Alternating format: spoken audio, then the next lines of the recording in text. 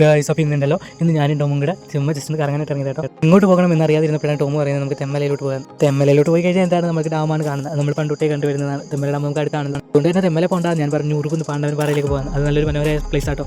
ഇതുവരെ ആരും ജനങ്ങളിലേക്ക് എത്താത്ത ഒരു പ്ലേസാണ്, നല്ലൊരു കിടിലൻ സ്പോട്ടാണ്. ആർക്കും കപ്പിൾസിനും ഫ്രണ്ട്സിനും അതേപോലെ ഫാമിലിയായിട്ടൊക്കെ വരാൻ പറ്റിയ സ്ഥലം കേട്ടോ. അവിടേക്ക് പോകാൻ അത് കുറച്ച് കാട്ടിലൂടെ ഒക്കെ ഇങ്ങനെ പോകണം, നല്ല രസമാണ്. പിന്നെ ഉണ്ടല്ലോ നമ്മുടെ ഓഫീസിൽ തിരക്കൊക്കെ കഴിയുമ്പോഴത്തേക്ക് നമുക്ക് ഇങ്ങനത്തെ കുറച്ച് സ്ഥലങ്ങളൊക്കെ പോയി കാണുന്നത് ഏറ്റവും നല്ലതായിരിക്കും. അങ്ങനെ ഞങ്ങൾ നേരെ ചെന്ന് കുരിശടിയുടെ അതുവഴി പാണ്ഡവൻ പാറ പോകാൻ കേട്ടോ. ആ നേരെ കാണുന്ന ആ വഴി വേണം പോകാൻ. അങ്ങനെ ഞങ്ങൾ കാര്യമൊക്കെ പറഞ്ഞായിരുന്നു ഇതുവഴി പോകുന്നതായിരിക്കും എളുപ്പം, മറ്റേത് വഴി കുറച്ചുകൂടെ നല്ല രീതി ഏറ്റവും കയറാനുണ്ട്. അത് കേൾക്കാതെ പറഞ്ഞ് ഞങ്ങൾ എന്ത് ചെയ്തു, എന്നാൽ ഇതുവഴി ആയിരിക്കും എളുപ്പം എന്ന് വിചാരിച്ച് ഞങ്ങൾ ഇതിലേക്ക് തന്നെ പോകുമെന്ന് വിചാരിച്ചു. നേരെ പോവുകയാണ്. അവിടെ കണ്ടോ താഴെ മൊത്തം കുരിശടി, അതായത് ഈ ക്രിസ്ത്യൻസാണ് ഇവിടെ കൂടുതലുള്ള ഈ ഒരു ഭാഗത്ത്. പിന്നെ മുകളിലോട്ട് ഹിന്ദുക്കളും അങ്ങനെയൊക്കെയാണ്. അപ്പുറത്തെ സൈഡ് ഫുള്ളെന്ന് വെച്ച് കഴിഞ്ഞാൽ ഈ പാണ്ഡവൻ പാറയാണ്. നല്ല ഭംഗി കേട്ടോ. അങ്ങനെ കയറി കഴിഞ്ഞ് എത്തുമ്പോഴത്തേക്ക് നമ്മൾ കിതയ്ക്കും. പിന്നെ ഒരു കാര്യം കേട്ടോ, ശ്വാസമുട്ടലുള്ളവരൊക്കെ വന്നു കഴിഞ്ഞാൽ ശ്വാസമുട്ടൽ കൂടി വരുത്തുള്ളൂ കേട്ടോ. നല്ല രസമാണ്, നല്ല കയറി ഇങ്ങനെ പോവുകയാണ്.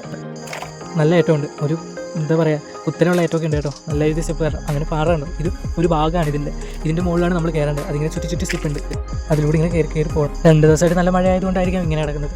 മഴയില്ലായിരുന്നെങ്കിൽ നല്ല ഭംഗി കേട്ടോ. എന്നാലും കുഴപ്പമില്ല, ഇന്നെന്തായാലും നല്ല വെയിലുണ്ട്.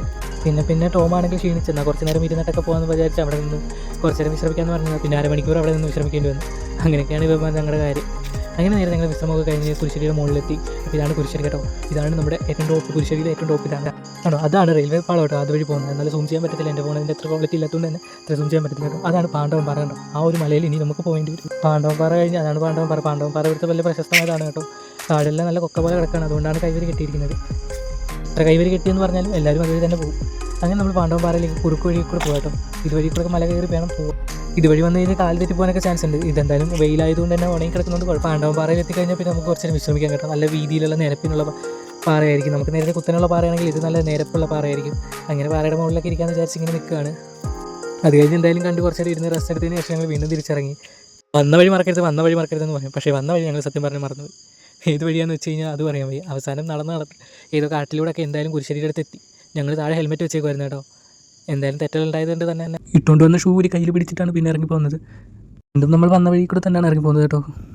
ഇവിടെ ഇത്രയും മനോഹരമായുള്ള പ്ലേസ് ഉണ്ട് നിന്നാണ് ഞങ്ങൾ അറിയുന്നത്. എന്തായാലും ഇന്നത്തെ വ്ലോഗ് ഇതിവിടെ അവസാനിക്കുകയാണ്. എല്ലാവർക്കും വ്ലോഗ് ഇഷ്ടപ്പെട്ടിട്ടുണ്ടെങ്കിൽ ലൈക്ക് ചെയ്യുക, സബ്സ്ക്രൈബ് ചെയ്യുക. അങ്ങനെ നേരെ ഞങ്ങൾ വണ്ടി എടുത്തു നേരെ വീട്ടിലേക്ക് പോവുകയാണ്. ഫുഡ് കഴിക്കണം കേട്ടോ, മന്തിയായിരിക്കും ചിലപ്പോൾ കഴിക്കുക. അപ്പോൾ ഓക്കെ, ബൈ.